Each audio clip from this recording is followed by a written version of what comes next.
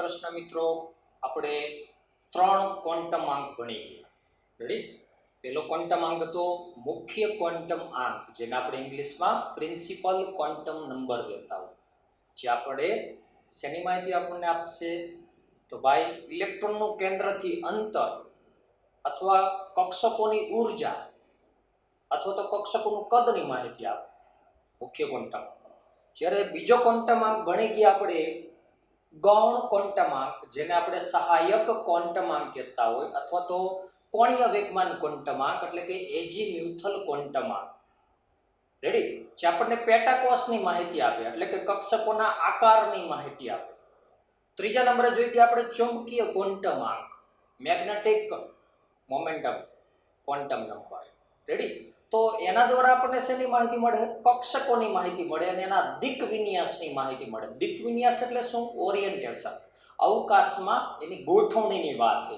એટલે કે x Y અને ઝેડ અક્ષ ઉપર કક્ષકોની ગોઠવણીની વાત છે. રેડી? તો એ પણ આપણે જોવાના છે કે એની ગોઠવણી કેવી રીતની હોય. પણ આજે અત્યારે આપણે ચર્ચા કરવાના છે ચોથો ક્વોન્ટમ આંક 1925માં જ્યોર્જ ઉહલનબેક અને ગોલ્ડસ્મિટ નામના વૈજ્ઞાનિકે રજૂ કર્યું. જનરલી સાલ કે વૈજ્ઞાનિકના નામ પૂછતા નથી, પણ છતાં જનરલ નોલેજ તરીકે અને વૈજ્ઞાનિકોએ આપણા માટે ઘણી બધી મહેનત કરી છે, તો કમસે કમ આપણે એને યાદ રાખશું. તો ચોથો ક્વોન્ટમ આંક જોવાના છીએ આપણે સ્પિન ક્વોન્ટમ આંક. Spin quantum number.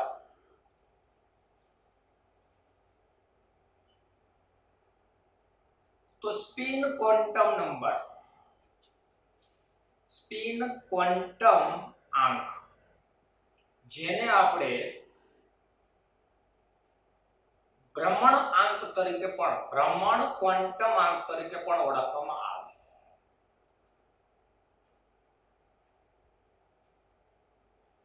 આ એકદમ સરળ વસ્તુ છે. આ ક્વોન્ટમ આંકમાં બહુ ખાસ આપણે યાદ રાખવાનું નથી.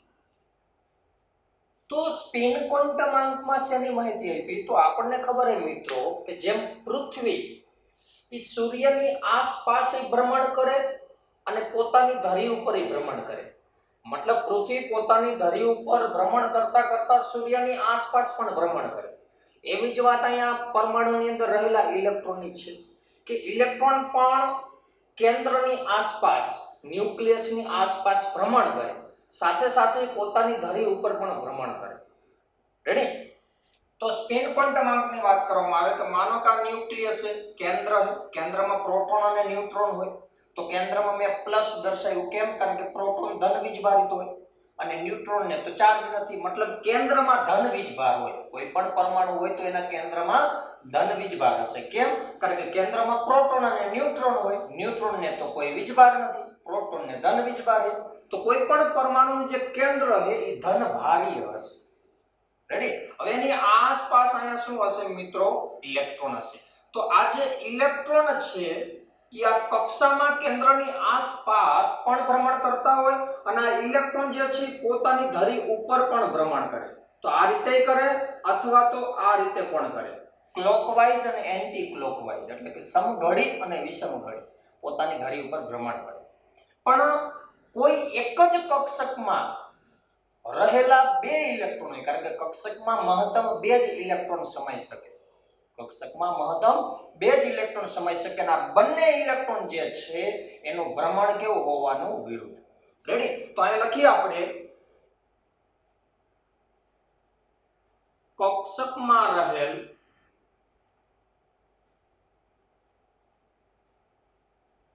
ઇલેક્ટ્રોનની ભ્રમણની દિશાની માહિતી આપણને આપે.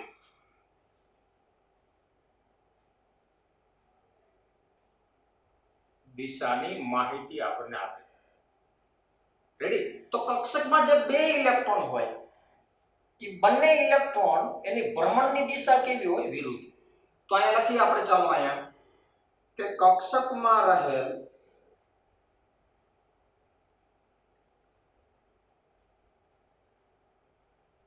બંને ઇલેક્ટ્રોનની ભ્રમણની દિશા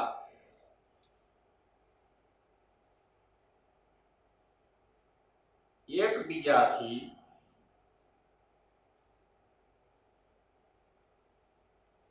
વિરુદ્ધ હોય છે. જે પૈકી એક ઇલેક્ટ્રોન માટે સ્પિન ક્વોન્ટમ મૂલ્ય +1 અને બીજા ઇલેક્ટ્રોન માટે સ્પિન ક્વોન્ટમ મૂલ્ય -1 લેવામાં આવે. માત્ર નિશાનીમાં ફેરફાર છે. મૂલ્ય કેટલું લેવામાં આવે?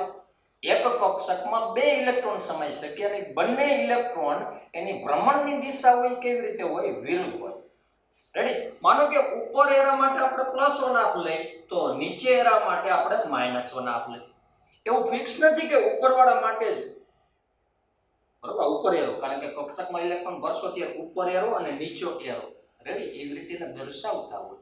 તો +1 માટે ઉપર અથવા તો +1 માટે નીચે રાખો એરો, તો -1 માટે ઉપર રાખી શકાય. એવું કોઈ ફિક્સ નથી કે +1 એટલે ઉપર 13 ની મદદથી ન દર્શાવો અને -1 એટલે નીચે 13 ની મદદથી ન દર્શાવો.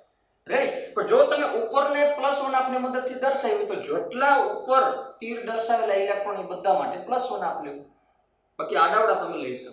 તો બસ સ્પિન ક્વોન્ટમ એ માત્ર ઇલેક્ટ્રોનની ભ્રમણની દિશા દર્શાવે કે સમઘડી હોય તો +1 લ્યો, વિષમઘડી હોય તો -1 લ્યો, અથવા તો સમઘડી માટે -1 લ્યો, વિષમઘડી માટે +1 તો સીધી વાત છે કે જેમ પૃથ્વી પોતાની ધરી ઉપર ભ્રમણ કરે, સાથે સાથે એ કેન્દ્રની આસપાસ પણ ભ્રમણ કરે, પણ આ ઇલેક્ટ્રોનની દિશા રે એન્ટી ક્લોકવાઇઝ અને ક્લોકવાઇઝ હોઈ શકે. રેડી? અને એના માટે મૂલ્ય કાં તો +1 ને કાં તો -1 લેવામાં આવે. તો સ્પિન ક્વોન્ટમ માત્ર આટલી જ વાત. પહેલા તો માત્ર મુખ્ય 3 જ ક્વોન્ટમ હતા. રેડી? એક તો મુખ્ય ક્વોન્ટમ, ગૌણ ક્વોન્ટમ અને ચુંબકીય ક્વોન્ટમ. એના પછી આ ચોથો ક્વોન્ટમ વિકસાવવામાં આવ્યો કે જે માત્ર ઇલેક્ટ્રોનની ભ્રમણની દિશાની માહિતી આપે, પણ ઇલેક્ટ્રોન ક્યાં હશે? કક્ષકમાં. હવે ધ્યાન રાખજો, બીજું કન્ફ્યુઝન શું થાય આ ચેપ્ટરમાં એની વાત કરું, ખાસ ધ્યાનમાં રાખજો. મેજોરિટી કન્ફ્યુઝન જે થાય એની વાત છે કે ભાઈ કક્ષાની અંદર શું આવેલું હોય મિત્રો?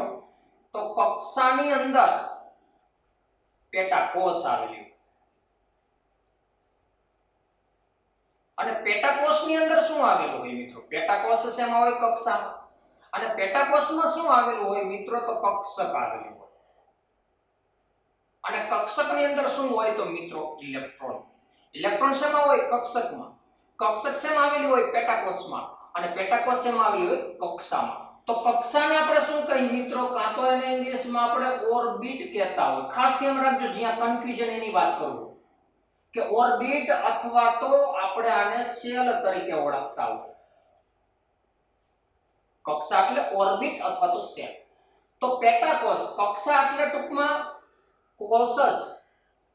કક્ષાને ઘણીવાર કોષ પણ કહેવામાં આવે. રેડી?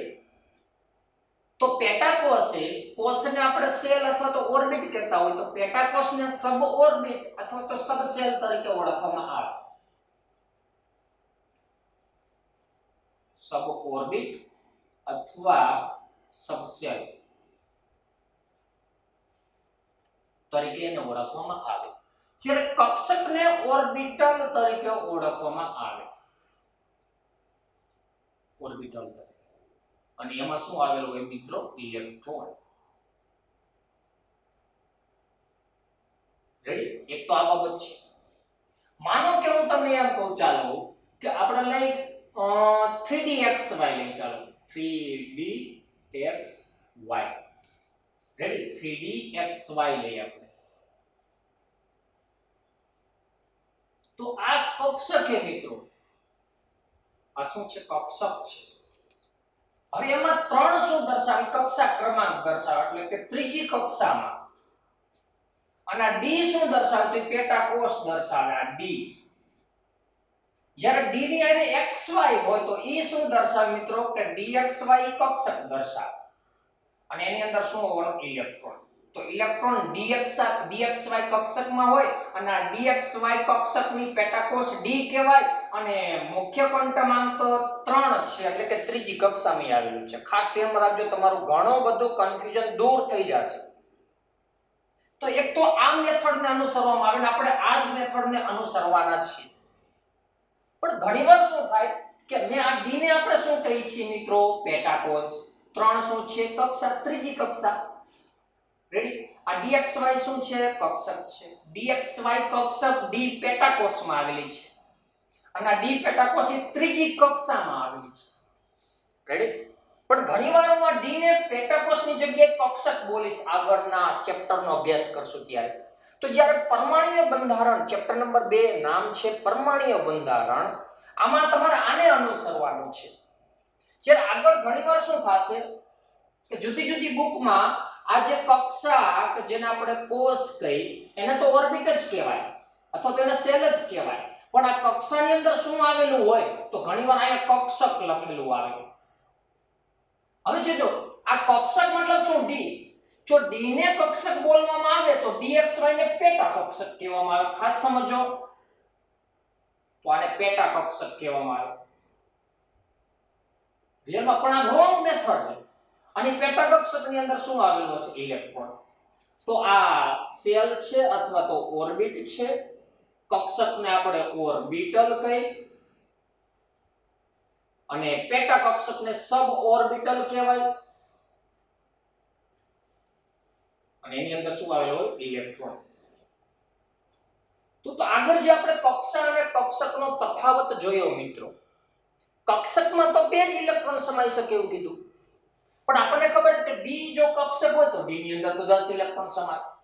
તો એકચ્યુઅલમાં dxy એ કક્ષક છે.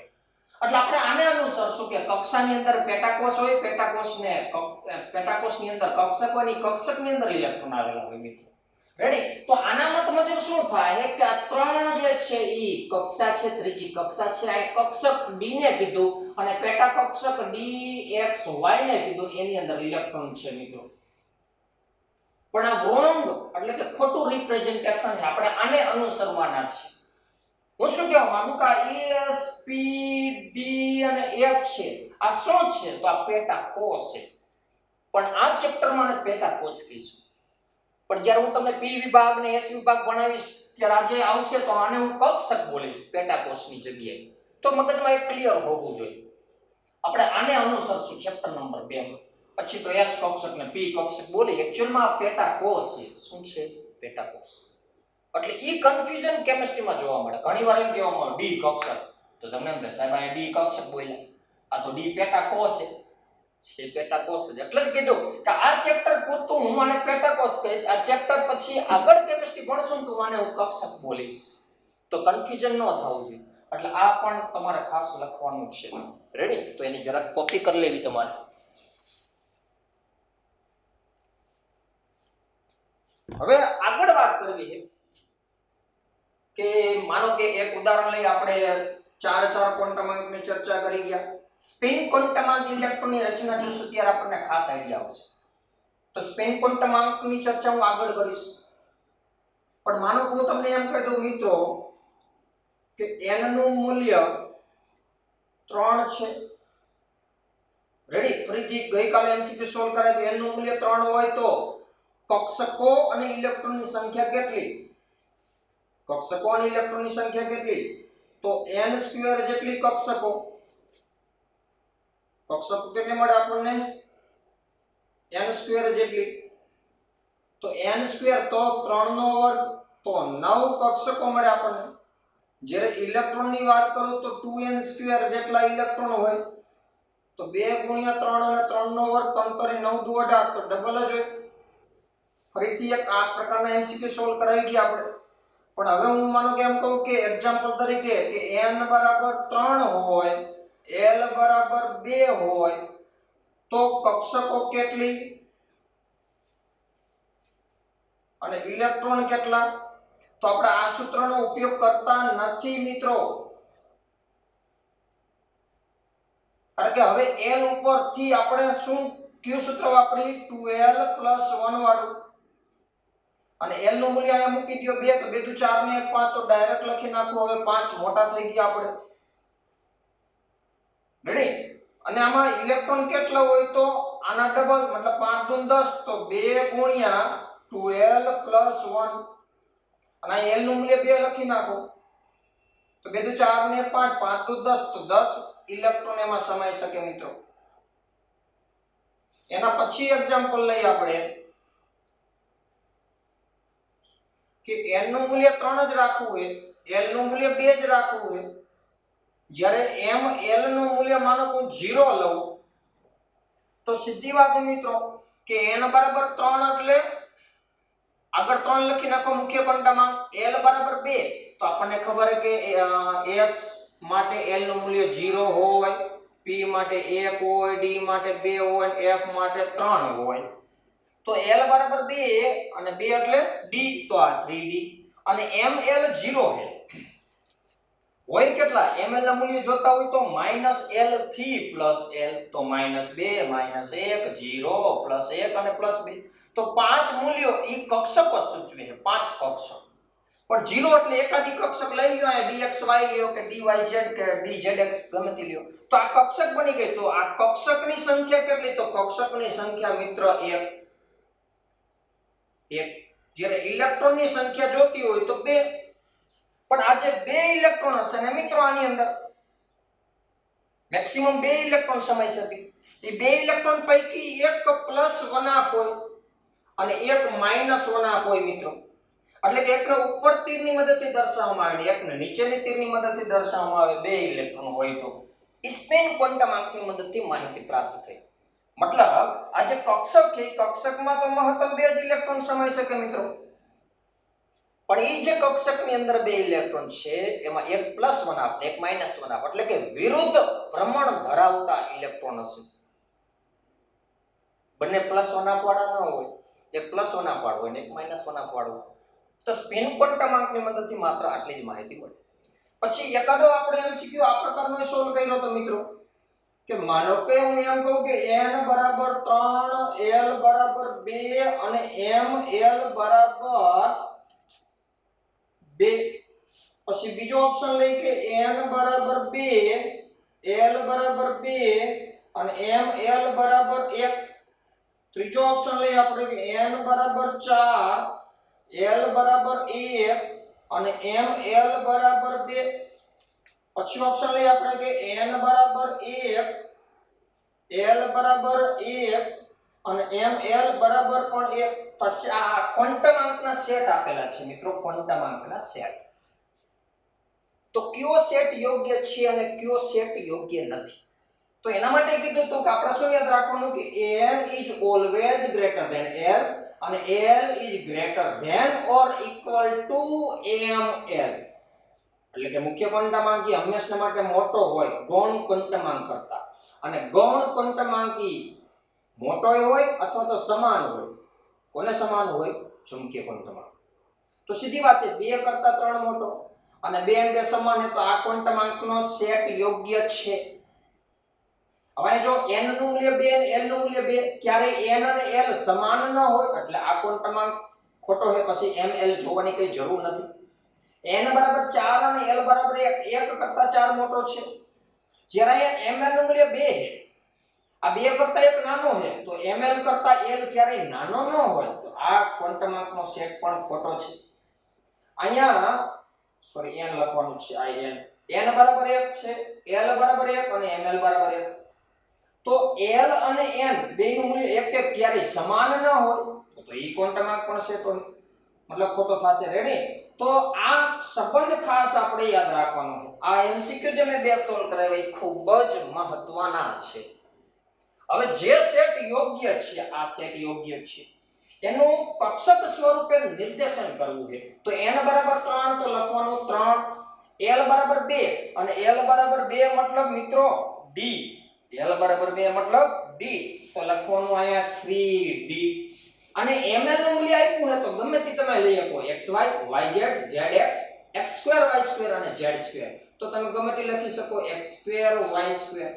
તો આ એક કક્ષક થઈ જેમાં મેક્સિમમ 2 ઇલેક્ટ્રોન સમાઈ શકે, જેમાં મેક્સિમમ 2 ઇલેક્ટ્રોન સમાઈ શકે. રેડી? તો નિર્દેશન કરતા પણ આપણને આવડવું જોઈએ. તો આવી ચર્ચા ઓલરેડી આપણે કરી ગયા હતા. રેડી? હવે વાત કરવી છે આપણે કક્ષકોની. હવે ચર્ચા કરી આપણે કક્ષકોની. તો ચારે ચાર ક્વોન્ટમાંકની વાત થશે પૂરી, પણ પહેલા ચર્ચા કરી આપણે કક્ષકોની અને નોડ અને નોડલ પ્લેન એટલે શું, તો એની ચર્ચા કરવી છે. તો જોઈએ આપણે, આટલાનો સ્ક્રીનશોટ લગાવી લ્યો.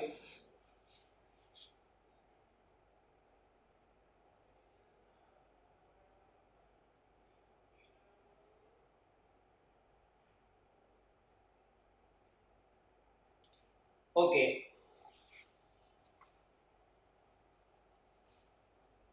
તો વાત કરવી એ પેટાકોષમાં આવેલી કક્ષકો અને એનો દિક વિન્યાસ એટલે કે x y અને z અક્ષ ઉપર એની ગોઠવણી કયા પ્રકારની થયેલી હોય.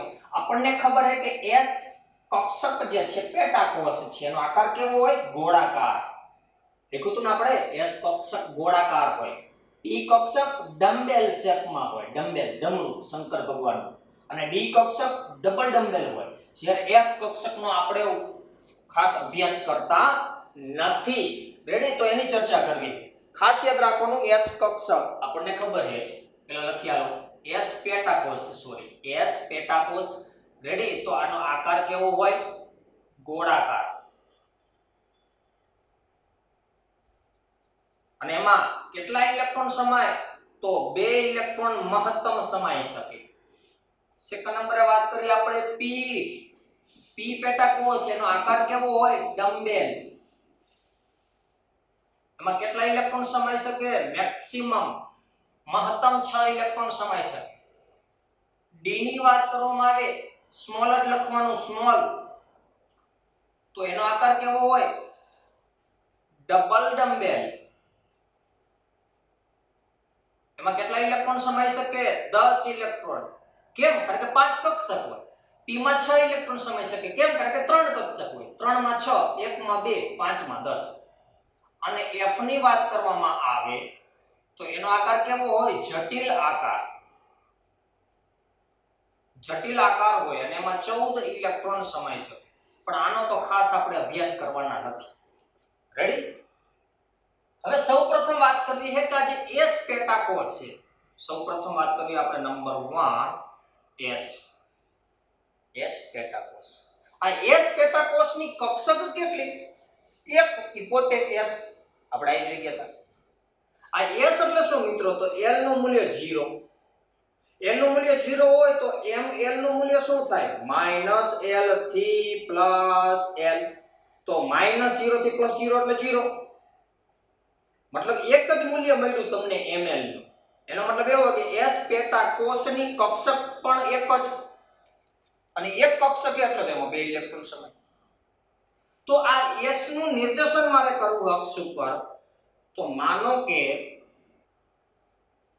આનો x અક્ષ લઉં, આનો y અક્ષ લઉં, તો આ y થશે, આ x થશે, અને z બાર ની સાઈડ હશે. આ સમતલને લંબ એટલે કે કંઈક આ રીતે હશે મિત્રો. પણ ત્રિપરિમાણીય બંધારણ આપણે બોર્ડમાં દોરવા મુશ્કેલ. તો આ x અક્ષ, આ y અક્ષ અને z અક્ષ બારની સાઈડ હોય, સોસરું દિવાલને સોસરું. રેડી? પણ એ y અક્ષ અને z અક્ષ બારની સાઈડ છે એને હું અહીંયા દર્શાવી દઉં. તો આ z અક્ષ બની જશે મિત્રો.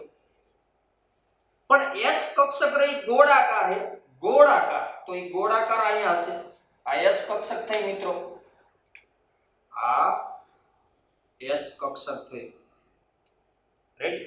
હવે આ ત્રિપરિમાણીય બંધારણ તમને વર્તુળ લાગે, એ વર્તુળ નથી. રેડી? કા x અક્ષ, આ y અક્ષ અને આ z અક્ષ સમજો. અહીંયા ગોળો છે, એના કેન્દ્રમાં સેન્ટર પોઈન્ટ ગોળો છે, વર્તુળ નથી. 3 ડાયમેન્શનલ. હવે હું આ S કક્ષકની વાત કરું તો શું આ દિશાકીય છે? આપણે એવું કહીએ કે x અક્ષ ઉપર છે, કે ખાલી y ઉપર જ છે, કે ખાલી z ઉપર જ છે, એવું ન કહી શકીએ. કારણ કે તો ત્રણેય અક્ષ ઉપર, એટલે એની કોઈ ફિક્સ દિશા નથી. ત્રણેય અક્ષ ઉપર છે, ત્રણેય અક્ષ ઉપર છે.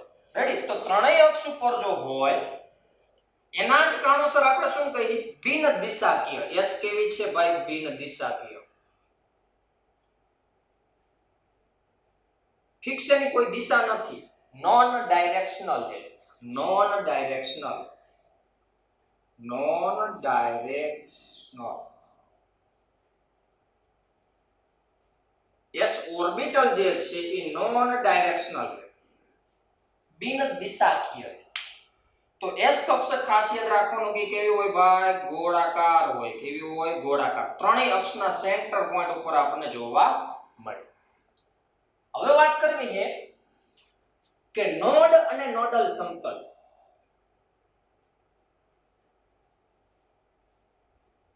Node end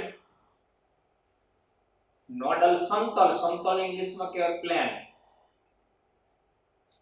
node and nodal plane એટલે કે નોડ અને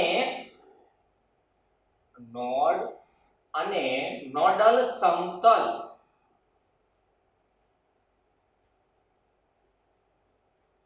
તો આ નોડ અને નોડલ સમતલ એટલે શું? કે એવો વિસ્તાર, એવું સમતલ કે જ્યાં ઇલેક્ટ્રોન મળી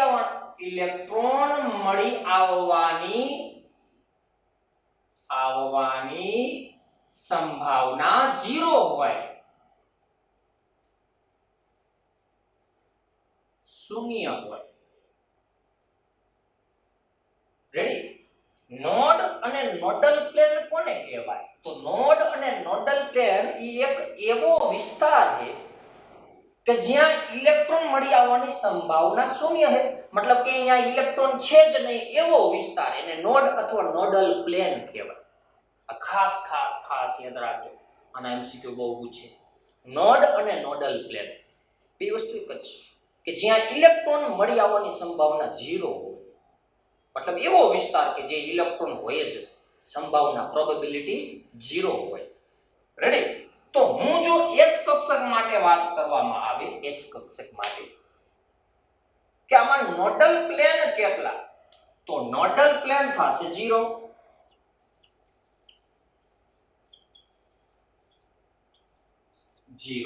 કેમ? કારણ કે આમાં એકેય એવું સમતલ નહીં મળે કે જ્યાં ઇલેક્ટ્રોન ન હોય. જો x અક્ષ ઉપર ઇલેક્ટ્રોન મળે. આ પેટાકોષ એટલે કે આ કક્ષક શું દર્શાવે મિત્રો? આ જે કક્ષક છે એવું દર્શાવે છે કે એમાં ઇલેક્ટ્રોન મળી આવવાની સંભાવના આટલામાં કેવી છે? વધુ છે. કક્ષક કોને કહી? ઇલેક્ટ્રોન મળી આવવાની સંભાવના દર્શાવે. રેડી? તો આ ગોળાકાર છે એટલે કે આટલો વિસ્તાર એવો છે ત્રિપરિમાણીય, એટલો વિસ્તાર એવો છે ત્રિપરિમાણીય. વર્તુળ નથી, ગોળો છે, ગોળાકાર. વર્તુળાકાર નથી. S કક્ષક ગોળાકાર. વર્તુળનું ક્ષેત્રફળ એટલે પાયર સ્ક્વેર હોય છે, અને ગોળાનું ઘનફળ હોય 4/3 પાયર ઘન. તમે ધોરણ 10 માં ભણી. તો આ 3 ડાયમેન્શનલ. રેડી? તો આમાં નોડલ પ્લેન 0 છે. કેમ? કારણ કે આ તો x અક્ષ ઉપર ઇલેક્ટ્રોન મળી આવવાની સંભાવના છે, y ઉપર પણ છે અને z ઉપર પણ છે. તો નોડલ પ્લેન 0. મતલબ આમાં એવું એક સમતલ નથી કે જે ઇલેક્ટ્રોન મળી આવવાની સંભાવના શૂન્ય હોય. બધા અક્ષ ઉપર ઇલેક્ટ્રોન મળી આવશે ઓછા અથવા પ્રમાણમાં. તો નોડલ પ્લેન 0 થાય. ખાસ ધ્યાનમાં રાખજો. તો આ S ની વાત કરી. આગળ વાત કરી સેકન્ડ નંબરે આપણે P. પણ P કેવી છે મિત્રો? તો દિશાકીય છે. P કેવી છે? દિશાકીય એટલે કે ડાયરેક્શનલ છે.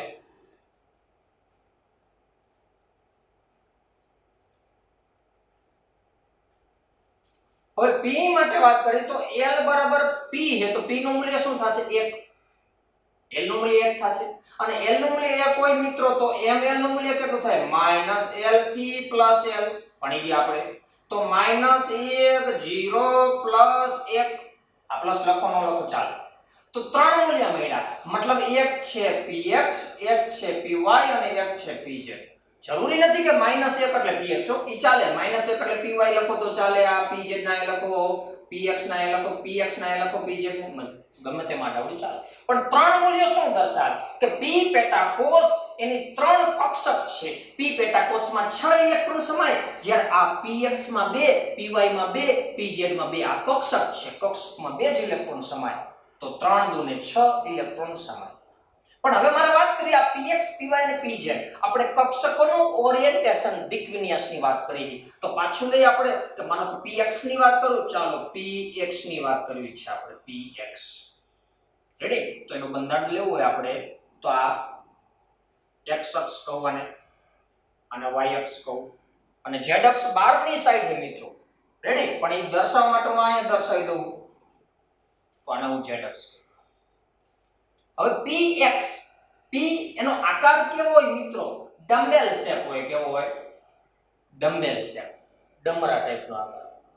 અને આ જે ડમ્બેલ છે એમાં આટલા ભાગને લોબ કહેવાય. શું કહેવાય? આટલા ભાગને આટલા ભાગને શું કહેવામાં આવે મિત્રો? લોબ. LOB, લોબ, જેને ગુજરાતીમાં કહેવામાં આવે પિંડ, પિંડક. તો એક ડમ્બેલ પી કક્ષક એ ડંબેલ આકાર હોય, એમાં લોબ કેટલા? તો 1 અને આ 2, તો 2 લોબ હોય. આમાં ટોટલ લોબ કેટલા હોય? 2 લોબ. અને લોબ એટલે એક એરિયો છે, ત્રિપરિમાણીય વિસ્તાર કે જે ઇલેક્ટ્રોન મળી આવવાની સંભાવના હોય. તો px કક્ષક શું દર્શાવે કે x અક્ષ ઉપર p ના બંને લોબ ગોઠવાયેલા હોય. x અક્ષ ઉપર જો આ x અક્ષ છે તો px હોય તો x અક્ષ ઉપર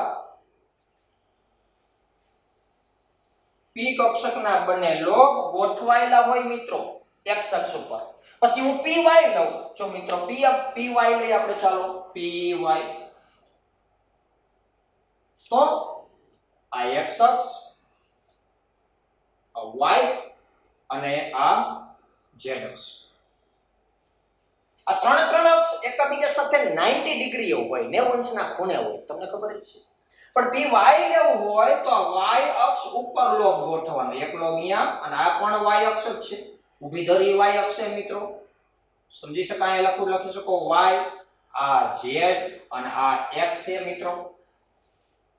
તો અહીંયા લોબ ક્યાં ગોઠવાયેલા છે? p કક્ષક લાઈઝ ઓન એટલે ગોઠવાયેલી છે ઓન ધ y એક્સિસ, એટલે કે y અક્ષ ઉપર લોબ ગોઠવાયેલા છે. આ px નું બંધારણ થયું, આ py નું બંધારણ થયું. આગળ વાત કરીએ આપણે pz.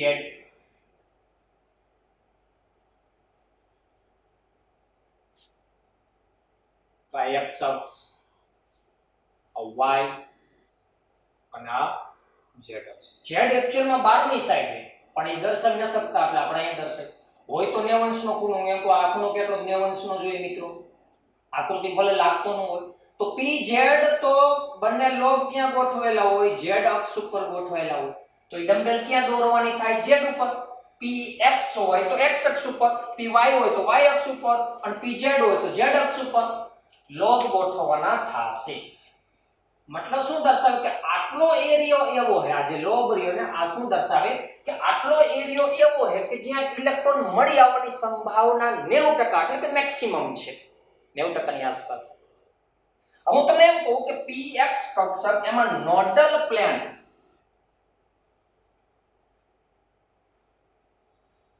કિયા નોડલ પ્લેન એટલે શું કે એવા સમતલ કે જે ઇલેક્ટ્રોન મળી આવવાની સંભાવના 0 હોય. તો ભાઈ x અક્ષ ઉપર તો મળી આવે, x અક્ષ ઉપર મળી આવે તો નોડલ પ્લેન કયું થાય? y અને z. તો નોડલ પ્લેન કયું થશે? yz. yz એ px માટે, x છે તો x સિવાયનું yz એ નોડલ પ્લેન થશે px માટે. py માટે નોડલ પ્લેન ની વાત કરું મિત્રો તો નોડલ પ્લેન ની વાત કરવામાં આવે મિત્રો તો py છે તો xz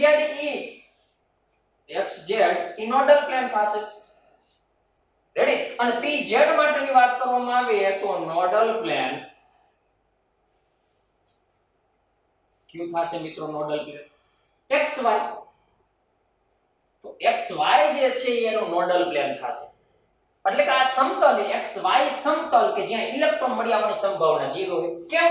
કારણ કે xy ઉપર તો ઇલેક્ટ્રોન ન જોઈએ. કેમ? કારણ કે z ઉપર ઇલેક્ટ્રોન છે. આ બંને લોબ ક્યાં દોરેલા છે? આ બંને પિંડક, લોબ મતલબ પિંડક. આ એક ડમ્બેલમાં બે પિંડક હોય તો એ બંને પિંડક z અક્ષ ઉપર છે, મતલબ કે z અક્ષ ઉપર ઇલેક્ટ્રોન મળી આવવાની સંભાવના મહત્તમ છે. તો પછી x અને y જે સમતલ છે ત્યાં ઇલેક્ટ્રોન મળી આવવાની સંભાવના 0 થશે મિત્રો. તો આ px, py અને pz એના નોડલ પ્લેન પણ ઘણીવાર પૂછવામાં આવે મિત્રો, ખાસ ધ્યાનમાં રાખજો. રેડી? હવે વાત કરવી આપણે d. પહેલા આપણે s લીધી, પછી p લીધી ને હવે વાત કરવી છે આપણે d. તો d પેટા કોષ. તો d કેવી છે? ડાયરેક્શનલ મેં કેમ કીધું? કારણ કે જો આમાં z અક્ષ આ દિશા દર્શાવે કે z અક્ષ ઉપર છે, x કે y અક્ષ ઉપર નહીં, તો આ દિશા દર્શાવી, એનો દિક વિન્યાસ દર્શાવ્યો કે આ કયા અક્ષ ઉપર છે, કયા અક્ષોની વચ્ચે છે કે વગેરે વગેરે, એને દિક વિન્યાસ દર્શાવ્યું કે. તો d ની વાત કરવામાં આવે d, તો d પણ દિશાકીય છે.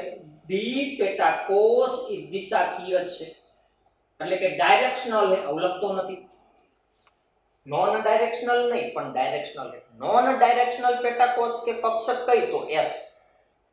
જ્યારે p d અને f છે એ ડાયરેક્શનલ. પણ f વિશે તો આપણે ભણતા નથી. રેડી? તો આના માટે l નું મૂલ્ય કેટલું થાય? હવે મોઢે હોવું જોઈએ 2, કારણ કે l નું મૂલ્ય 0 તો s, l નું મૂલ્ય 1 તો p અને l નું મૂલ્ય 2 તો d, અને l નું મૂલ્ય 2 હોય તો ml એટલે કે ચુંબકીય ક્વોન્ટમાંકનું મૂલ્ય કેટલું થાય? તો -l થી +l. તો ભાઈ -2 -1 0 +1 અને +2 તો 5 મૂલ્યો મળ્યા, મતલબ આ 5 કક્ષક મળી. તો કઈ કઈ મિત્રો? dxy dyz અને dzx અને dx2y2 અને dz2. તો લખો અહીંયા કે dxy dyz dzx 3, પછી dx2 y2 અને dz2. આ 5 નામ યાદ રાખવાના મિત્રો. રેડી? હવે આ પાંચે પાંચના બંધારણ જોઈએ તો સૌપ્રથમ વાત કરીએ આપણે dxy ની. રેડી? પણ આનો આકાર કેવો હોય? તો મેં હમણાં જ કીધું કે ભાઈ ડબલ ડમ્બેલ હોય. આ એક ડમ્બેલ એટલે p, પણ ડબલ ડમ્બેલ એટલે d થઈ જશે. તો આમાં લોબ કેટલા? આને લોબ કહેવાય. લોબ એટલે પિંડ. તો 1 2 3 4 4 પિંડ કે મિત્રો. મતલબ આ ત્રિપરિમાણીય એવો વિસ્તાર છે કે જ્યાં ઇલેક્ટ્રોન મળી આવવાની સંભાવના મેક્સિમમ છે. રેડી? તો dxy નું બંધારણ જોતું હોય તો આ x અક્ષ અને y કહી દઉં અને z બહારની સાઈડે મિત્રો, એટલે 3 3 એકબીજા 90 ડિગ્રી થાય, પણ એ બહારની સાઈડ નું અહીંયા દર્શાવું તો આ z અક્ષ થશે. હવે અહીંયા ખાસ ધ્યાનમાં રાખજો મિત્રો કે dxy અને ડબલ ડમ્બેલ.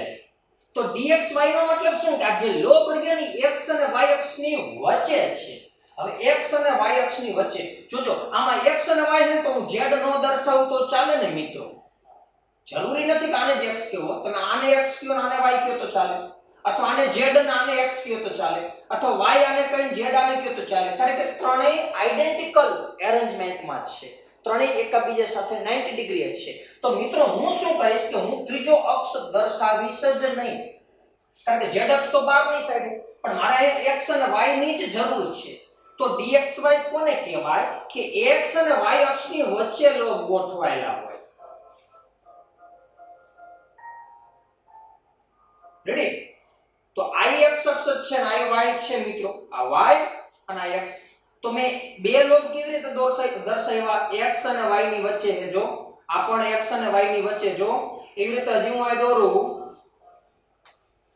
તો આ પણ શું છે મિત્રો? x અને y અક્ષની વચ્ચે જ છે. જ્યારે z તો બહારની સાઈડે, પણ મેં જો અહીંયા z દોરી હોત તો તમને એમ થાત કે મેં z અક્ષ ઉપર દોરી. તમને એવું લાગે, પણ હકીકતમાં z અહીંયા નથી, z તો બહારની સાઈડે.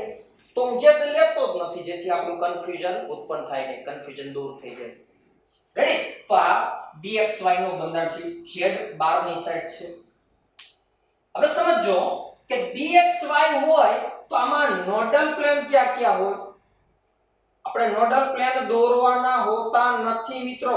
તો xy હે ને, તો z નથી ને, તો એકવાર x અને z લઈ લ્યો અને y અને z લઈ લ્યો તો બે નોડલ પ્લેન મળશે, એક xz અને yz. સમજાણું મેં શું કર્યું? x અને z અને y અને z. તો નોડલ પ્લેનની સંખ્યા કેટલી મળી? બે. એક તો xz સમતલ અને એક yz સમતલ કે જ્યાં ઇલેક્ટ્રોન મળી આવવાની સંભાવના 0 હશે. રેડી? પછી આગળ વાત કરીએ આપણે આ dxy ની વાત કરી. હવે લઈ આપણે માનો કે તો dyz લઈ આપણે dyz. તો હવે હું શું કરીશ મિત્રો કે મારે અહીંયા y અને z ની જરૂર છે. તો હું આને y કહી દઉં અને આનું z કહી દઉં તો આ z થશે અને આ y થશે. તો x ને મેં બાદની સાઈડ રાખ્યું. ચાલો, કારણ કે ત્રણેય એકબીજા સાથે 90 ડિગ્રી છે. સમજી શકો તમે?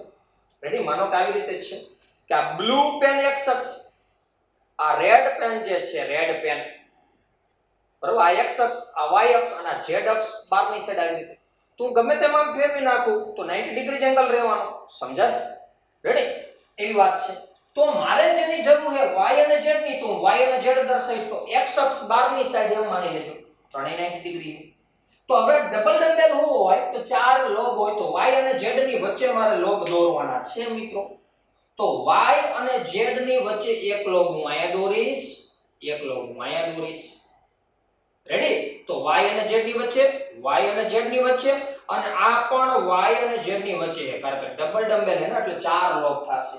તો આ dy z નું બંધારણ મળ્યું. હવે મારે આ નોડલ પ્લેન આના લીધા સમજો ખાસ ગોટાળો ન કરતા મિત્રો. અહીંથી આપણે d ચાલુ કરી છે. રેડી? આ નોડલ પ્લેન તો આ px કક્ષકનું છે xz. તો હવે મારે આયા નોડલ પ્લેન જોતા હોય મિત્રો, નોડલ પ્લેન તો કેવી રીતે મળે? y અને z હે તો y એટલે x અને z એટલે x.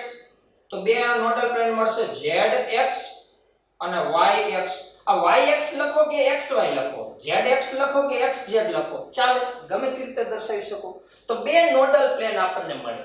dyz માં કયા કયા નોડલ પ્લેન આવેલા હોય? તો zx અને yx એ નોડલ પ્લેન है, मतलब કે અહીંયા ઇલેક્ટ્રોન હશે નહીં. ક્યાં હશે? તો y અને z અક્ષની વચ્ચે હોય. તો દિશા ફિક્સ એટલે તો દિશાકીય છે. સમજાય કેવો મારો? તો આ dyz ની વાત થઈ. આગળ વાત કરીએ આપણે dxz અથવા zx. પહેલા લીધું આપણે xy, પછી લીધું yz, અને હવે લઈ zx અથવા xz. તો x અને z અક્ષની મારે જરૂર છે મિત્રો. આ x અને આને મારે હું z કહી દઉં તો આ પણ z થશે, આ x થશે, અને y બારની સાઈડ એમ માની લ્યો. રેડી? તો x અને z અક્ષની વચ્ચે લોબ ગોઠવાયેલા હોય મિત્રો. તો એક લોબ આયા,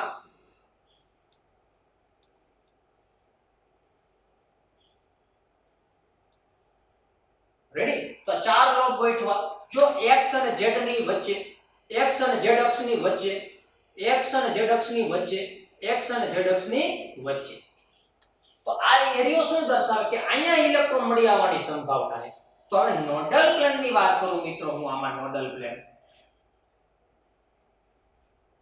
તો ક્યાં ક્યાં નોડલ પ્લેન થશે? હા, તમે સાચા વિચારી લીધું. x અને z હે તો xy અને zy. તો xy અને zy. તો બે નોડલ પ્લેન મળશે મિત્રો. રેડી? ચાલો, આડાવડું તમે ન લખો એટલે એના માટે આપણે અલગ પાડી દઈએ. હવે વાત કરીએ આપણે તો મેં કઈ કઈ લીધી? dxy, dyz ને dzx અથવા dxz. આડાવડું લખી શકાય. અને હવે વાત કરીએ મારે કે dx2 y2 અથવા તો dx2y2. માઈનસ નો બોલો તોય ચાલે, ડેશ નો બોલો તોય ચાલે. અમારે x અને y અક્ષની જરૂર છે મિત્રો. આનો x અક્ષ કહું, આનો y અક્ષ કહું. z બારની સાઈડ છે તો આ પણ y અને આ x. હવે ધ્યાનમાં રાખજો કે અહીંયા લોબ ક્યાં ગોઠવાયેલા છે? બે અક્ષોની વચ્ચે મિત્રો. આ ત્રણે ત્રણમાં dxy, dyz અને dzx માં લોબ ક્યાં ગોઠવાયેલા છે મિત્રો? બે અક્ષની વચ્ચે. જ્યારે dx2 y2 માં શું થશે કે જે લોબ છે, ચાર લોબ હોય. રેડી? એટલે કે બે ડમ્બેલ છે, ડબલ ડમ્બેલ છે. તો એક ડમ્બેલ ને x અક્ષ ઉપર અને એક ડમ્બેલ ને આપણે y અક્ષ ઉપર ડ્રો કરવામાં આવે. આ અક્ષની ઉપર છે જો છે મિત્રો, સમજી શકો? અક્ષની ઉપર છે. હવે આ અક્ષની ઉપર હોય અને આમાં નોડલ સમતલ જોતા હોય તો આમાં બે નોડલ સમતલ મળશે. એક તો આ નોડલ સમતલ અને એક આ નોડલ સમતલ મિત્રો. રેડી? તો નોડલ સમતલ આપણને કેટલા મળશે મિત્રો? dx2 y2 માં નોડલ સમતલ બે. પણ આના નામ નથી પૂછવાના, ખાલી સંખ્યા પૂછશે. તો મેં નામ નથી આપ્યું, ખાલી દર્શાવ્યું. તો આમાં નોડલ પ્લેન જે છે એની સંખ્યા મળશે આપણને બે. નામ નહીં પૂછ્યા. રેડી? તો આ dx2 y2 ની વાત કરી. આગળ વાત કરીએ આપણે કે dz2. તો મારે ત્યાં ખાલી z અક્ષની જ જરૂર છે. તો આરે એકાદી અક્ષ વધારાને લઈ લ્યો. માનો કે આને x કહું, આને હું z કહું. તો આ z થશે, આ x થશે. y બારની સાઈડ છે એને લંબ, આ બોર્ડરને લંબ. રેડી? દીવાલને સોંસરું. તો dz2 આ શું દર્શાવે કે જે d કક્ષક ડબલ ડમ્બેલ છે. જે પૈકી એક ડમ્બેલ z અક્ષ ઉપર હોય, એક ડમ્બેલ z અક્ષ ઉપર અને એક ડમ્બેલ એટલે કે થોડીક ઇલેક્ટ્રોનની ઘનતા એવી હોય કે ત્રણેય અક્ષ ઉપર હોય, એટલે આ બંધારણ ખૂબ જ મહત્વનું છે, ધ્યાનમાં રાખજો મિત્રો. શું મેં કહ્યું કે dz2 એ d કક્ષક ડબલ ડમ્બેલ છે ને, જે પૈકી એક ડમ્બેલ z અક્ષ ઉપર છે અને એક મેં રાઉન્ડ કર્યો એ ત્રણેય અક્ષના કેન્દ્રમાં છે મિત્રો. તો ઇલેક્ટ્રોન મળી આવવાની સંભાવના ક્યાં છે? તો z અક્ષ ઉપર મહત્તમ, જ્યારે થોડીક સંભાવના તો ત્રણે ત્રણ અક્ષ ઉપર છે. તો એનું બંધારણ આવું થશે. અથવા ઘણીવાર આને આમ પણ દોરવામાં આવે છે મિત્રો, નાનું બંધારણ દોરીને સમજાવી દઉં કે આ z અક્ષ છે, ચાલો આ z અક્ષ, આ x અક્ષ, તો આને આમ દોરવામાં આવે કે આ એક ડમ્બેલ,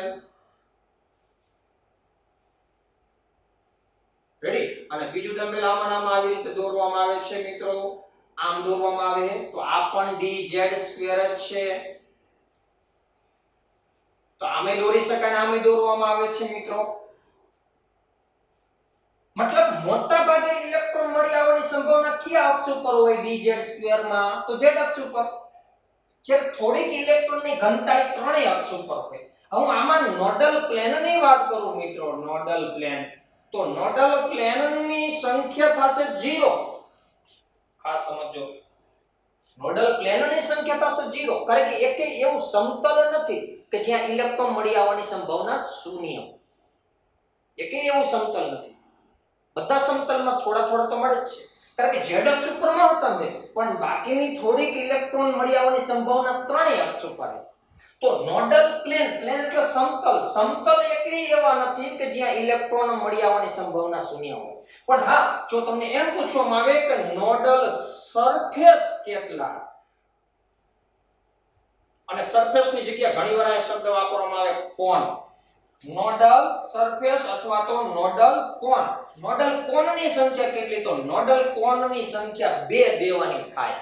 હવે નોડલ પ્લેન એટલે સમતલ, સમતલ માનો કે એમ કો આ સમતલ, ચાલો રેડી, પણ એવા એકલી સમતલ નથી કે જ્યાં ઇલેક્ટ્રોન મળી આવવાની સંભાવના 0. પણ હા, એવો એરિયો છે, સરફેસ એટલે એરિયા, વિસ્તાર, એવો વિસ્તાર છે ખરો કે જ્યાં ઇલેક્ટ્રોન મળી આવવાની સંભાવના 0 હોય. તો એવો કેટલો વિસ્તાર છે? તો 2 એવા વિસ્તાર છે, 2 નોડલ કોન, 2 નોડલ સરફેસ. તો ખાસ ધ્યાનમાં રાખજો. તો 5 ડી કક્ષકના બંધારણ, p અને s નું બંધારણ, નોડલ પ્લેન કેટલા, કયા અક્ષ ઉપર લોબ ગોઠવાયેલા છે, આ બધું ક્લિયર હોવું જોઈએ. આ અતિ મહત્વનો ટોપિક છે, અતિ મહત્વનો ટોપિક, જેનો ઉપયોગ તમારા ડગલે ને પગલે 11મા અને 12મા થશે. s કક્ષક બિન દિશાકીય, ત્રણેય અક્ષ ઉપર એના સેન્ટર પોઈન્ટમાં ઇલેક્ટ્રોન મળી આવવાની સંભાવના હોય એટલે નોડલ પ્લેન 0 થાય. જ્યારે px py અને pz, px તો x અક્ષ ઉપર એક ડમ્બેલ, કારણ કે p એટલે ડમ્બેલ આકાર, d એટલે ડબલ ડમ્બેલ આકાર, s એટલે ગોળાકાર, અને f વિશે આપણે ભણવાના નથી અને પૂછવાના પણ નથી. રેડી? તો ખાસ આ બધાના બંધારણ તમારે એકવાર પાકી નોટમાં અને 2 વાર રફમાં, એટલે કે 3 વાર આજનું જે બોર્ડ વર્ક કર્યું તમારે 3 વાર લખવાનું થશે. એકવાર પાકી નોટમાં, ફેરબુકમાં અને 2 વાર રફમાં. રેડી? અને એના ફોટા પાડીને, કારણ કે અલ્ટરનેટ એટલે કે જાજી વાર આપણે લખવા નથી આપતા, પણ હું લખવા જાજી વાર આપું એટલે સમજી લેવાનું એનું કંઈક અનેરું મહત્વ હશે. રેડી? તો નોડલ પ્લેન અને નોડ એટલે શું ભાઈ? જ્યાં ઇલેક્ટ્રોન મળી આવવાની સંભાવના કેવી હોય? 0. જે ઇલેક્ટ્રોન મળી આવવાની સંભાવના કેવી હોય? 0. તો આ ખાસ બંધારણ દોરી નાખવાની. એક નાનકડો ટોપિક છે, નાનકડો 2 સૂત્ર છે, એ આપણે યાદ રાખવાના. જોઈ આપણે સ્ક્રીનશોટ લઈ લેજો મિત્રો.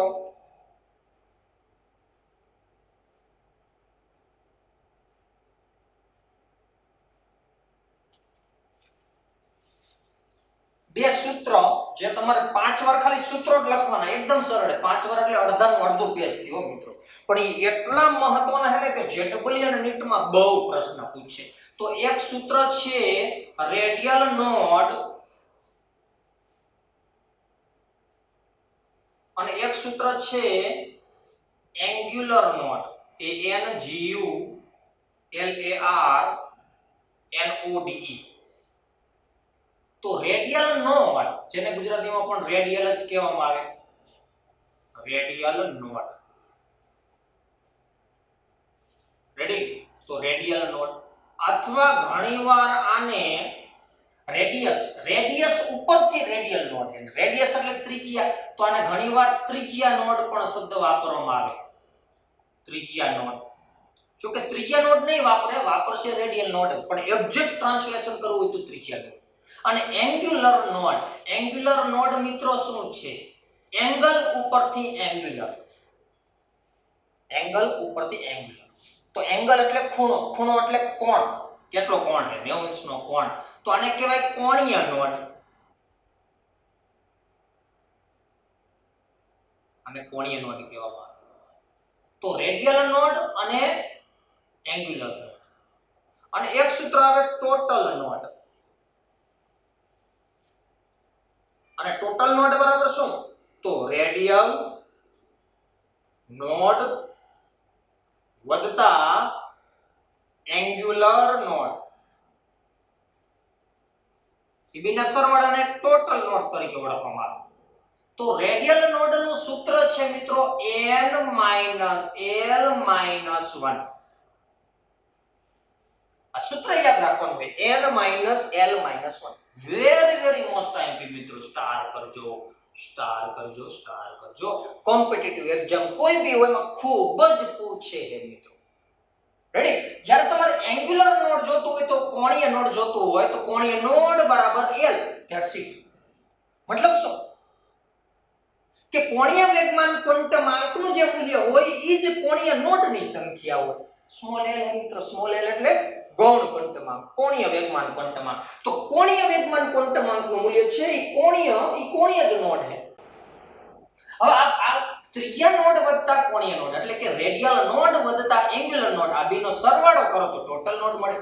તો અહીંયા લઈ આપણે કે n-l-1 એટલે કે આ, અને વત્તા l મતલબ પ્લસ l, આ બેનો સરવાળો કર્યો તો l સહિત થઈ જશે મિત્રો. l ઉડી જશે તો n-1 મળશે. તો આ ખાસ યાદ રાખવાનું. ટોટલ નોડની સંખ્યા આપણને n-1 મળે. સમજો ખાસ. માનો કોઈ એક એક્ઝામ્પલ લઉં. ચાલો, વેરી મોસ્ટ ટાઈમ ધ્યાન રાખજો મિત્રો કે 3dxy, આ 3dxy જે કક્ષક છે મિત્રો, આના માટે મારે રેડિયલ નોડ જોઈએ. Radial node. આના માટે જ મારે એંગ્યુલર નોડ જોઈએ. Angular node. અને આના માટે મારે ટોટલ નોડ જોઈએ છે મિત્રો. કોઈ પણ કક્ષક આપેલું એના માટે નોડ શોધવાના સૂત્રો છે. તો રેડિયલ નોડ બરાબર શું છે મિત્રો? n-l-1 શું થાય? n નું મૂલ્ય કેટલું છે મિત્રો? 3. આ 3 શું છે? મુખ્ય ક્વોન્ટમાર્ક. તો 3 લખો. n નું મૂલ્ય 3 માઈનસ d છે d, અને l d માટે l નું મૂલ્ય કેટલું થાય? 2, અને માઈનસ નિયમનો 1 તો -1. તો શું મળ્યું? 3 માંથી 2 જાય તો 1 ને 1 માંથી 1 જાય 0. તો રેડિયલ નોડ મળે આપણને 0 મિત્રો. એંગ્યુલર નોડ જોઈએ છે મિત્રો. Angular node. તો એંગ્યુલર નોડ બરાબર શું? l, અને l બરાબર શું? 2. અને આ બેનો સરવાળો કરો. 0 + 2 બરાબર ટોટલ નોડ મતલબ 2. કેટલું સિમ્પલ મિત્રો. સમજી શકાય મિત્રો? રેડી? હજી એક નીચે એક્ઝામ્પલ તમે નક્કી કરો મિત્રો કે 4px, એના માટે રેડિયલ નોડ. તો રેડિયલ નોડ n-l-1 n નું મૂલ્ય 4 તો n બરાબર 4 માઈનસ l એટલે p માટે l નું મૂલ્ય કેટલું હોય? 1 તો -1 નિયમનો. તો 4 માંથી 2 જાય તો 2. પછી વાત કરીએ આપણે એંગ્યુલર નોડ.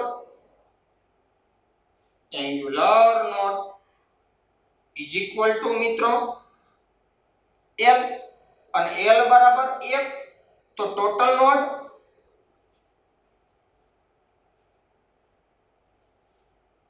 નોડ શું છે મિત્રો? 2 ને 3 અથવા ટોટલ નોટની સંખ્યા શું છે n-1, તો 4 માંથી ડાયરેક્ટ એક બાદ કરી નાખો તોય 3 મળે, અથવા 2 + 1 કરો એટલે 3 મળે. તો આ જે 3 સૂત્રો જે રહ્યા એ ખાસ યાદ રાખવાના છે. રેડી? અને આ 3 સૂત્રો તમારે 5 વાર લખવાના મિત્રો. અડધું પેજ જ થયો પ્લીઝ. ખોટી મારી ઇમેજ ઉત્પન્ન થશે કે સાહેબ ઘણીવાર લખવા આપે, પણ તમારા માટે છે. અને અત્યારે આપણે અલ્ટરનેટ ચલાવી તો આટલું તો આપણે કરવું પડે, સાયન્સના વિદ્યાર્થી છે. રેડી? તો ખાસ કોપી કરી નાખો, સૂત્ર પાકા કરી નાખજો. એના સિવાય બધા કક્ષકનું જે ઓરિએન્ટેશન છે, દિક વિન્યાસ છે, કોના લોબ કયા અક્ષ ઉપર છે કે અક્ષની વચ્ચે છે, આ બધું ક્લિયર કટ હોવું જોઈએ. અને ગમે ત્યારે હું કોલ કરીશ ને પ્રશ્ન પૂછું છું.